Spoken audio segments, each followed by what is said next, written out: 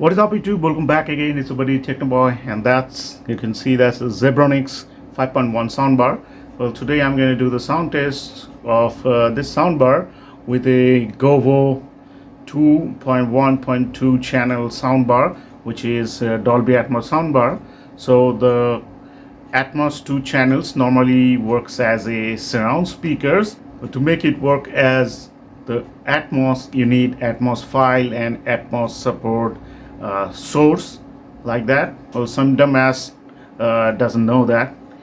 Keep barking on YouTube comments. Well, anyway, so I'm gonna do the sound test of this thing with that one, and I have reduced the volume of the surround speakers, though they are other side walls of this room, so it's kind of same. This thing gonna work as 3.1 channel, and that thing gonna work as a 4.1 channel, so the sound would be like same. Now in this competition we're gonna check the quality and loudness and clarity of both the soundbar. So let's start with this one, and I'm gonna test them both connecting to the Bluetooth of my mobile phone. So let's start.